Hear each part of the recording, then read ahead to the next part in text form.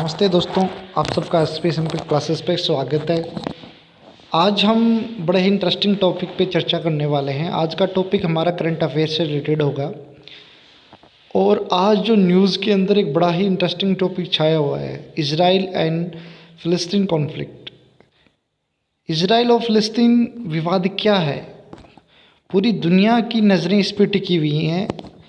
जहाँ पर एक तरफ पूरी दुनिया कोविड महामारी से लड़ रही है, वहीं आज इजराइल और फ़िलिस्तीन की चर्चा हो रही है, क्योंकि वहाँ पे मारकाट बमबारी लगातार हम न्यूज़ पे देखे आ रहे हैं। तो दोस्तों, इस कॉन्सेप्ट में हम आज समझेंगे इनकी जो कॉन्फ्लिक्ट की मेन रीज़न क्या है, ये बीमारी क्या है, आखिर ये आपस में क्यों लड़ रहे हैं। चलिए दोस्तों, शुरुआत करते हैं इसकी।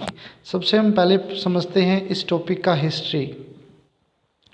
देखिए, इजराइल है कहाँ, सबसे पहले हम ये चीज़ समझने की कोशिश करेंगे। देखिए, इजराइल एक मिडल ईस्ट कंट्री है जो चारों ओर अरब कंट्रियों से घिरी हुई है। आप इस मैप में देख पा रहे होंगे, शायद मैं आपको जूम करके दिखाता हूँ। ये लेबनान के नीचे का जो मैप दिख पा रहे हैं, छोटा सा कंट्री, ये इजराइल। इसके साइड में देखिए Egypt, Jordan, Iraq, Syria, Turkey.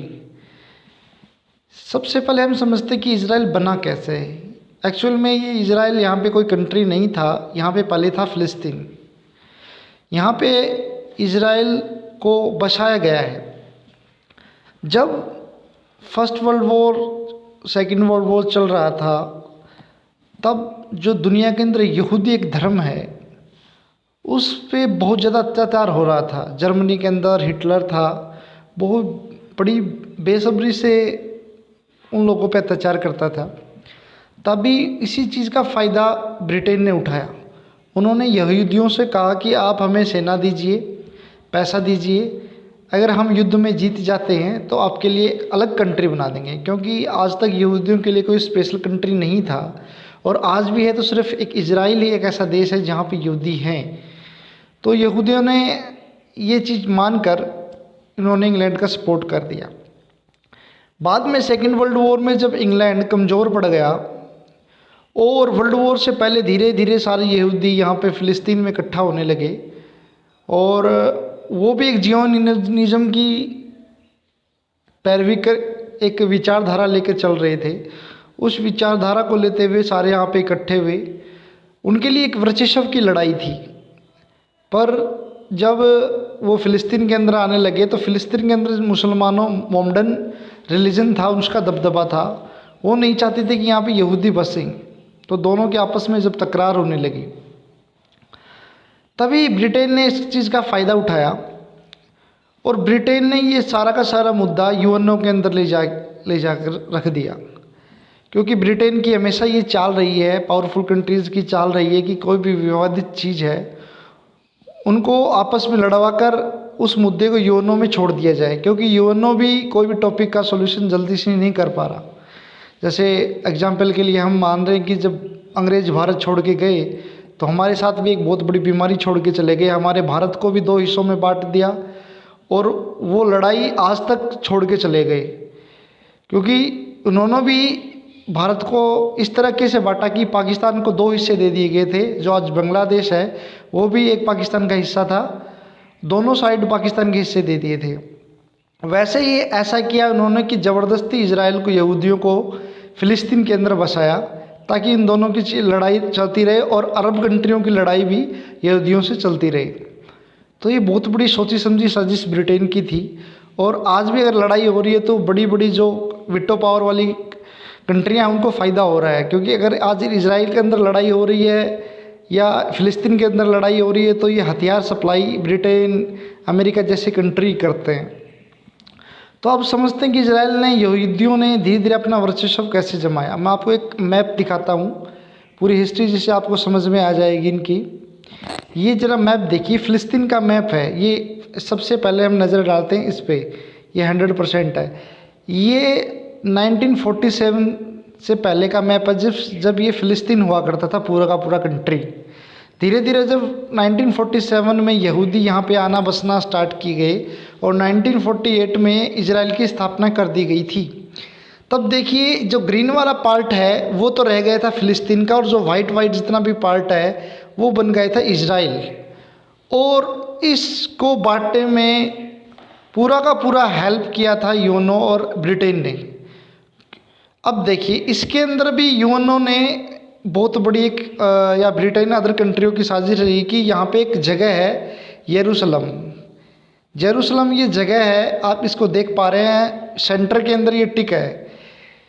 इसके जो जेरूशलम है एक धार्मिक स्थल माना जाता है। यहाँ पे मुसलमानों को एक बहुत ही प्रसिद्ध मस्जिद यहाँ पे है जिसका नाम है, जो सऊदी अरब के अंदर मक्का और मदीना है। मक्का और मदीना के बाद सबसे जो प्रसिद्ध मस्जिद है वो जेरूशलम के अंदर है, उसका नाम है अल-अक्सा। अल-अक्सा मस्जिद मुसलमानों के लिए बहुत ही फेमस है। दूसरी चीज़, ये स्थान ईसाइयों के लिए बड़ा फेमस है क्योंकि ईसाई लोग मानते हैं कि यहाँ पे उनके जो भगवान हैं ईसा मसीह, उनको यहीं पे सूली पे चढ़ाया गया था, तो उनके लिए भी एक बहुत बड़ी जगह मानते हैं। दूसरी चीज़, यहूदी मानते हैं कि यहाँ पे एक वॉल है, दीवार है, वो उनके पूर्वजों या उनके भगवान का अवशेष है, तो उनके लिए भी बहुत ज़्यादा इम्पोर्टेंट जगह है। तो तीन तीन धर्मों के लिए इम्पोर्टेंट जगह ये बन चुकी है, तो इसके लिए लड़ाई भी बहुत ज़बरदस्त तरीके से लड़ी जा रही है।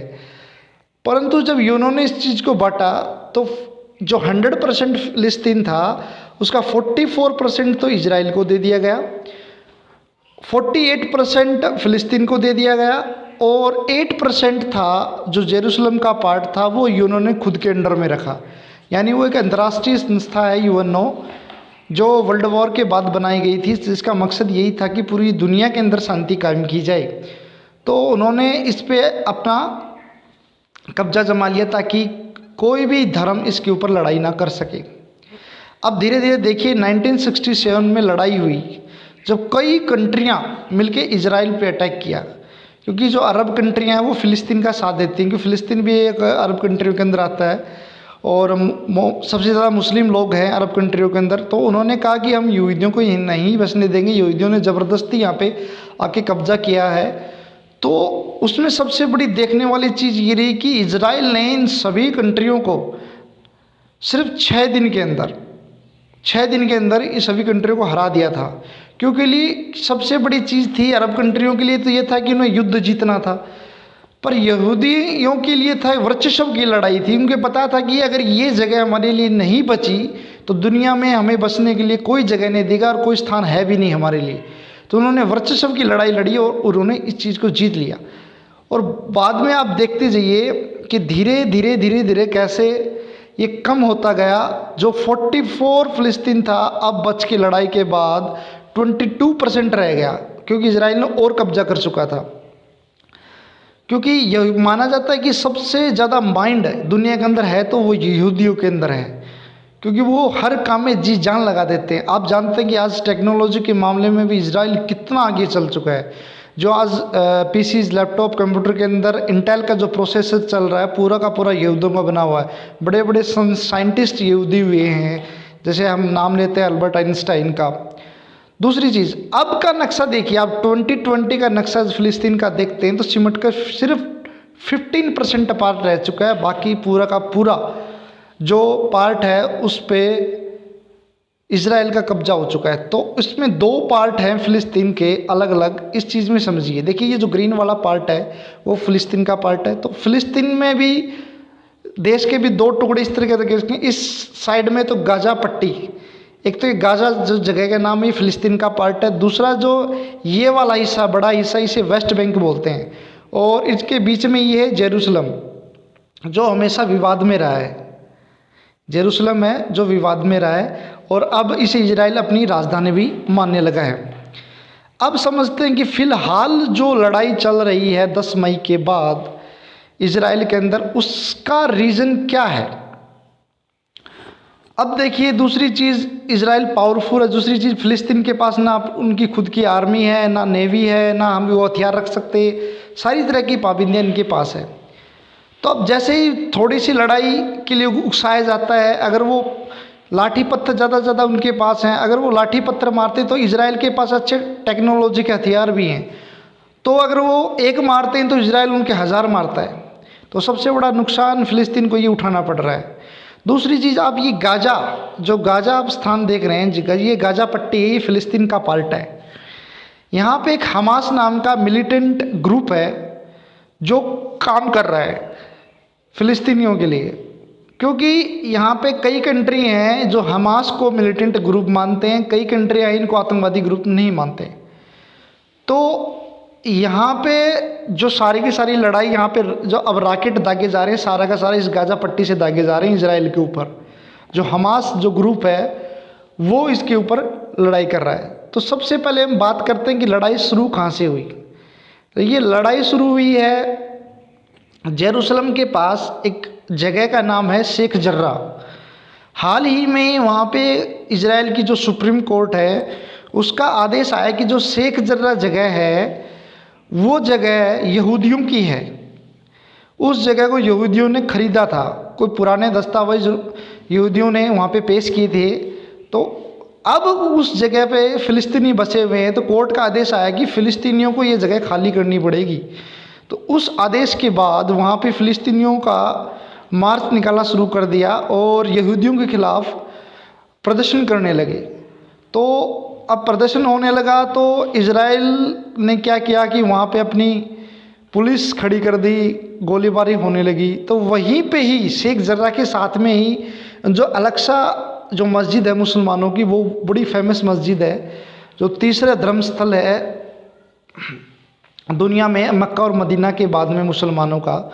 वहाँ पे अभी रमज़ान के महीने में नमाज वगैरह चल रही थी, तो वहाँ पे पुलिस घुस गई और वहाँ पे उन लोगों को शांत करने के लिए जो रोष प्रदर्शन कर रहे थे वहाँ पे गोलीबारी कर दी गई। इस चीज़ का विरोध जब हमास ने किया कि या तो इजराइल उन पुलिस वालों को रोक ले वरना उन्हें नतीजा भुगतना पड़ेगा, तो वहाँ पे क्या किया कि 10 मई को उन्होंने एक रॉकेट दाग दिया हमास ने इजराइल के ऊपर। तो बदले में इजराइल ने एक से एक रॉकेट दागे। तो ज़्यादातर नुकसान तो फ़िलिस्तीनियों का हुआ, उनके बिल्डिंगें टूट गई, अच्छे खासे लोग भी मारे गए। पर इजराइल को इसमें ज़्यादा नुकसान क्यों नहीं हो पा रहा? क्योंकि इजराइल के पास अत्याधुनिक लेटेस्ट टेक्नोलॉजी के हथियार है, जैसे आयरन डोम एक ऐसा latest technology anti ballistic system है उनके पास। अगर कोई बाहर से उनके ऊपर अटैक भी करता है तो उस चीज़ का असर नहीं होता। जब कोई भी रॉकेट उन पर अटैक करनी आती है तो रास्ते में उसे ख़त्म कर देती है। अब इजराइल पूरा पावरफुल के साथ लड़ाई लड़ रहा है और जो फ़िलिस्तीन के पास इतनी पावर है नहीं, इतने हथियार है नहीं। इसको चलते हुए यहाँ पे धर्म के नाम पे पूरा का पूरा लड़ाई का सिस्टम स्टार्ट हो चुका है। और कल तो इजराइल ने वहाँ पे गाज़ा पे जो मीडिया हाउस की बिल्डिंग थी वो पूरी की पूरी उड़ा दी उन्होंने। अब मेन चीज़ ये कि दुनिया का नज़रिया पूरा का पूरा टिका हुआ है फ़िलिस्तीन और इजराइल पे, क्योंकि पावरफुल कंट्रियाँ, क्योंकि अरब कंट्रियाँ तो मान ही नहीं रही कि कोई इजराइल लीगल देश है, वो तो मानती नहीं। जैसे पाकिस्तान वाले तो कभी वीज़ा में नाम ही नहीं देते, वीज़ा के लिए अप्लाई नहीं कर सकता कोई इजराइल के लिए। वैसे ही अभी कुछ पिछले जो मेन मुद्दा लड़ाई का एक और चल रहा है, वहाँ पे मार्च के अंदर पार्लियामेंट्री इलेक्शन हुए थे इजराइल के अंदर, और वहाँ की जो प्राइम मिनिस्टर हैं बेंजामिन नेतन्याहू, तो उनको पूर्ण बहुमत भी नहीं मिल पाया, तो वो गठबंधन की सरकार चलाना चाहते हैं वहाँ पे। उसके लिए भी कुछ तनातनी वहाँ पे लगी हुई है। दूसरी चीज़ यहाँ पे उनको अब तो कुछ अरब कंट्रियाँ हैं जो उनके सपोर्ट में, जैसे यूएई है, अब धीरे धीरे दोस्ती का हाथ भी इजराइल के साथ बढ़ा रहा था पीछे, पर इस घटना के बाद थोड़ा विरोध होने लगा है इजराइल का भी। अब मेन चीज़ ये है कि इस दृष्टिकोण से हम देखते हैं कि ये बहुत ही पुरानी लड़ाई इजराइल और फ़िलिस्तीन की चल रही है। इस चीज़ में नुकसान फ़िलिस्तीनियों के आम लोगों का भी हो रहा है, इजराइल के लोगों का भी हो रहा है, क्योंकि फ़िलिस्तीनी भी मानते हैं कि ज़बरदस्ती हम पे कब्जा किया गया है और यहूदी अपनी वर्चस्व की लड़ाई के लिए लड़ रहे हैं। और एक सिस्टम से अगर देखा जाए तो अरब कंट्रियां जितने भी मिलके अगर इजराइल के साथ लड़ाई लड़ भी लेती हैं तो इजराइल का कुछ नहीं बिगड़ना, क्योंकि उसके पास लेटेस्ट टेक्नोलॉजी है, इतना पावरफुल कंट्री बन चुका है, वो अरब कंट्री को कुछ नहीं समझता। दूसरी चीज़, अरब कंट्री के पास सिर्फ रिसोर्सेज के रूप में तेल है, जिस दिन तेल ख़त्म उस दिन अरब कंट्रियों का वर्चस्व भी ख़त्म हो जाएगा। इसके चलते अब इजराइल के लिए मान्यता तो अमेरिका ने भी दे दी है, जेरूसलम को अब राजधानी इजराइल मानने लगा। धीरे धीरे वो पूरे फ़िलिस्तीन को कब्जा लेगा और इज़राइल का, यहूदियों का एक टारगेट और है, वो ग्रेटर इज़राइल बनाना चाहते हैं। इनके पास की जो कंट्री है, जॉर्डन है, टर्की है, उसको पूरे के पूरे पार्ट को ये हड़पना चाहते हैं।